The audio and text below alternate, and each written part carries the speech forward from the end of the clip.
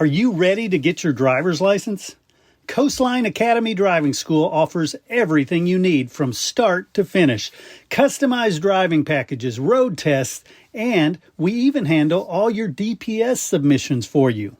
Call 817-731-0200 today and use the code DRIVE25 for $25 off. That's 817-731-0200. Coastline Academy Driving School.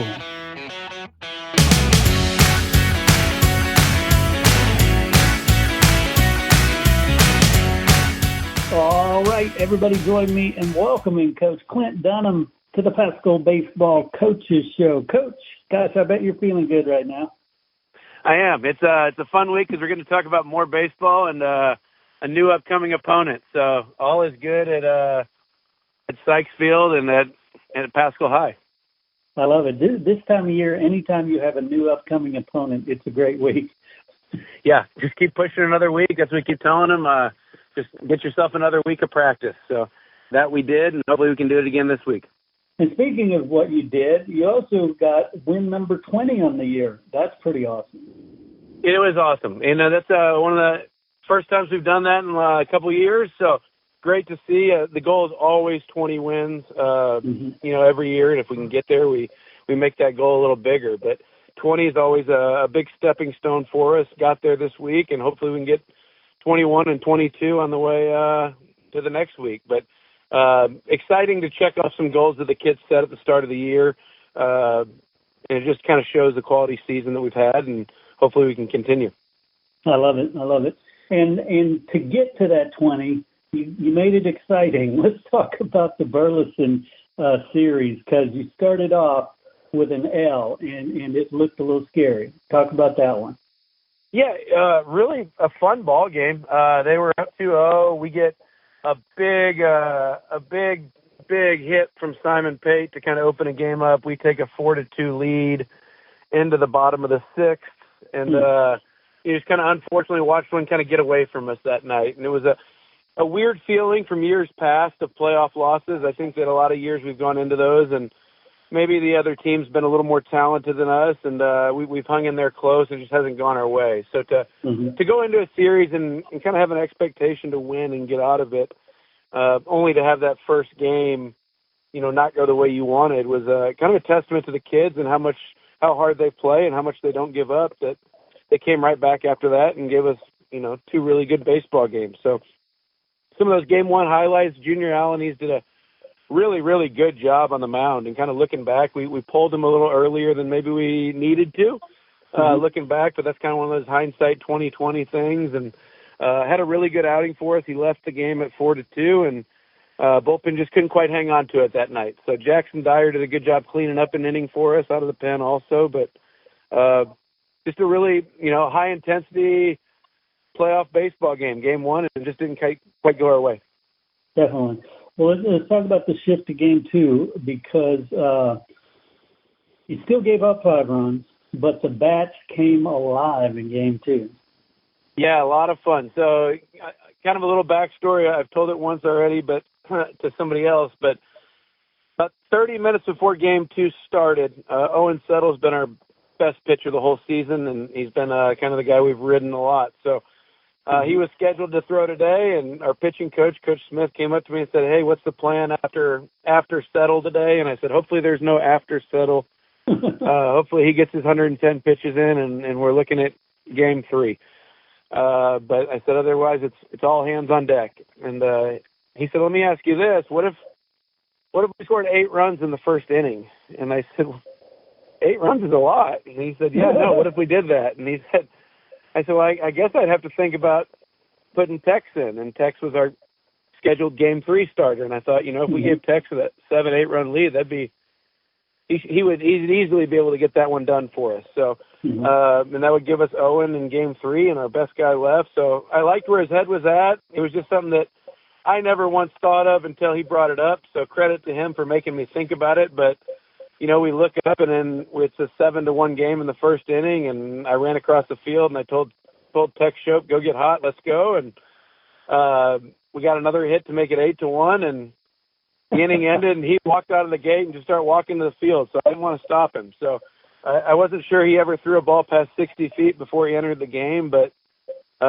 he's kind of our ultimate competitor, and Tex Shope gave us 3 innings, and Jackson Dyer cleaned up the rest, and it really, really helped us out as a team, and it was just kind of a great way to salvage what we're trying to do is get those guys to eat some innings for us, and then let us bring Settle back the next day, which we did. So offensively, though, just a really, really, really big day for the kids on that Friday, game 2. So fun to see. We swung the bats really good. We really preached not chasing pitches this week and not swinging at breaking balls. And I thought they just did a really, really good job of that game 2 and game 3 of buying in and executing a plan and keeping that intensity level up for 21 innings. So really, really good stuff in game 2.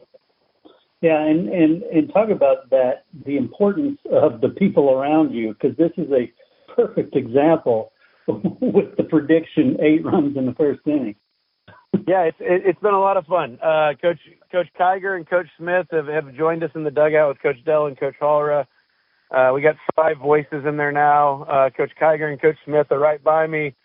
Coach Smith's keeping a sequence chart, and Coach Kiger's got sprays, and lots of thought goes into it. Maybe in the past it's been Coach Hollera doing outfielders and positioning guys, and Coach Dell in the dugout, and myself, mainly doing all the pitching stuff and calling pitches. So it's been really, really nice being able to bounce some stuff off those guys and just kind of give myself, they give ideas. And even if we're not doing them, it allows me to, think about that next plan and what could be next and some of those things that maybe I wasn't planning for. So that's been awesome to see. But just really good stuff. And I think that, and it allowed us to develop the plan that we had for game 3. And that was, we get Owen Settle for 93 pitches. And, I don't know how much more we're talking about that series, but I guess it's important to kind of talk about what happened. So definitely. He went 90. He had 93 pitches left on Sunday on Saturday for game 3. So game 3 started. We look up after 5 innings and a couple big hits from Edgar Lopez, which he was great all weekend. He was kind of a defensive star for us, offensive star. He was 6 for 10 on the weekend. He gave us the double to open up game 3, and then Simon Pate was 4 for 8 with 4 or 5 walks too. So kind of really he got hot at the right time. He's been struggling for a few weeks and maybe a month now, and he just gave really, really, really good at bats, did Simon Pate. So that was big, and we opened up the game and got it to 5-1 through 5. Owen Settle had 1 pitch left, and in high school baseball, that means if you have 1 pitch left, it means you have 1 batter left, so you're allowed to finish a hitter. So he came off the mound. He said, "I got 1 pitch left," and he knew exactly how many he had. And he said, "Let me go back out for the 6th." And we were bringing in a sophomore reliever, and I said, "Hey, let's give him a clean inning. Let it just feel like it's his inning." So I said, "But just know that, we got 1 more hitter left, and hopefully we don't have to use him. But if we call your name and point at you from center field, be ready." He said, "I'll be ready." So we went through the 6th inning fine, and it's 5-1 or 6-1, and 7th inning comes around, and Richard Gallardo has thrown a bunch of strikes. They got a few singles, and you look up, and it's 6-3 with the bases loaded and 2 outs. So now the winning run is now at the plate, and I had Jackson Dyer in the dugout ready, but I said, "Hey, we're going to give Owen his 1 batter right now." And the guy we gave him, he was 0 for 3 with 3 strikeouts on the day versus Owen. We really thought that, hey, this is a matchup that this kid's really struggled versus him. Let's take our shot right here. So, and thankfully it worked out well. I look out to center field. He's jumping up and down. He wants to come in, and we bring him in, and he gets the kid and strikes him out with the bases loaded and 2 outs and gives that kid his 4th strikeout of the day, and we win the game and move on. So really fun stuff. The math just kind of worked out perfectly for us all week. So I'm not sure it was a plan at all by any means, but it just kind of the way the numbers worked and everything panned out. It's the route we took, and it was the right route this week. I love that. And to me, it's always important to have kids tested and keep moving forward. Talk about a test. This series is a great series. Yeah, it was. I don't think they're going to get anything more than, you can't get anything more than that test-wise as far as just nerves. And it was loud. It was a real loud atmosphere. Burleson High School, they encourage in their district, I guess, they have horns and lots of stuff that makes it a lot louder than our normal atmosphere. So credit to our kids for kind of fighting through that all weekend, but it was a real loud atmosphere, a fun atmosphere, and definitely Texas playoff baseball at its finest. I love that. Well, let's talk about playoffs. This week you have Colleyville Heritage.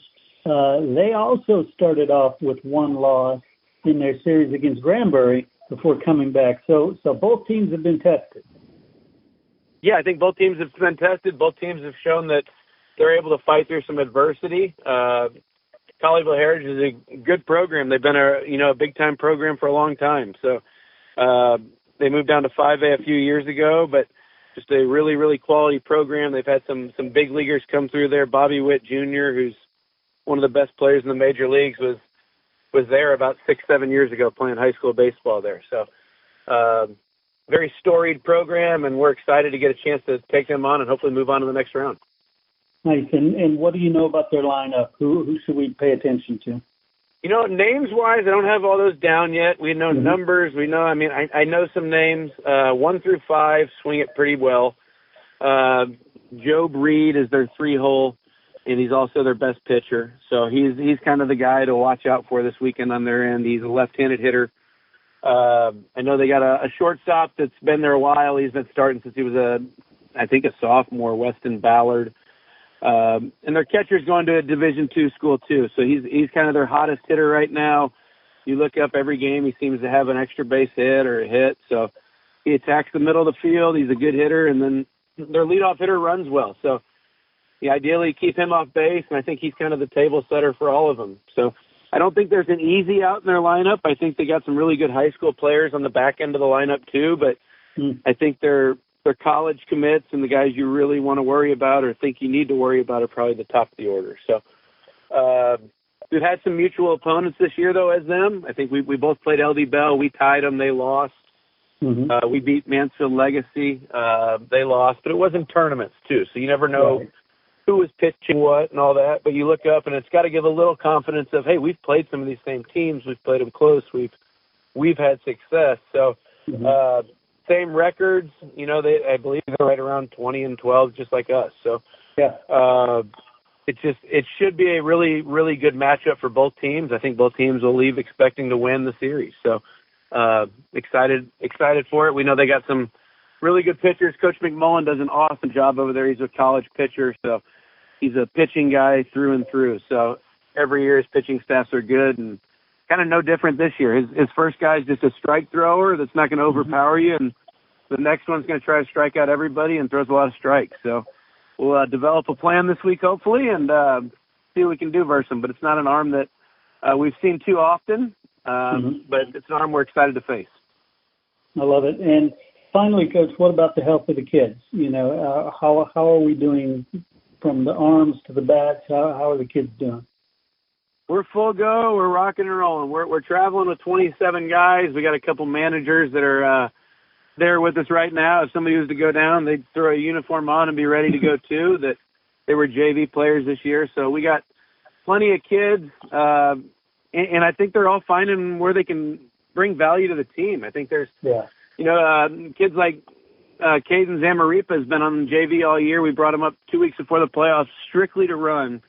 And I believe he's got 6 or 7 stolen bases through about a month for us. So just really good stuff. The other day he comes in and, hey, we just need you to run for one guy a game. And it was the 4th inning. And guys, that doesn't run real well. Hey, go steal us a base and maybe you score on a single. And that's what happened. So kids are finding their roles. They're kind of finding where they can help out the team and where they can add value. And it's really exciting to kind of see that start clicking top to bottom.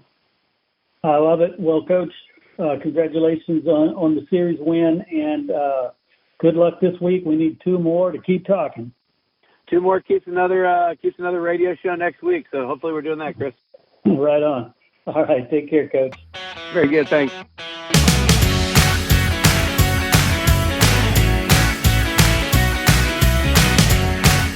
Hey, I want to thank you for listening to the Pascal Baseball Coaches Show and remind you to get out there and support your Panthers. Get to their games, let them know that you are rooting for them. Share this show and let everybody know about Pascal Panthers baseball. Get ready to tee off with the legends of Texas sports. That's right, the TLSN Legends Golf Classic, a day of golf, glory, and giving back. It will be held at the Great Hills Country Club in Austin, Texas, Sunday, September 15th. Registration 11 a.m., tee time around noon, award ceremony at 6 p.m. Who's invited? Everyone. Fans, friends, alumni, business leaders, and golf lovers. If you have any interest in UT athletics and golf, this is the must-attend golf tournament. Whether you're swinging for birdies or just soaking up the stories, this is a can't-miss event. What can you expect? A round of golf with Texas sports legends. A premium course experience at Great Hills, awards, prizes, and exclusive photo ops. Food, drinks, unforgettable memories. The full details will be coming soon, as well as the lineup of legends who will be the captains for each team. To stay in the loop and to keep updated on player announcements, sponsor reveals, and ticket availability, go to texaslsn.org. That's texaslsn.org. The TLSN Legends Golf Classic.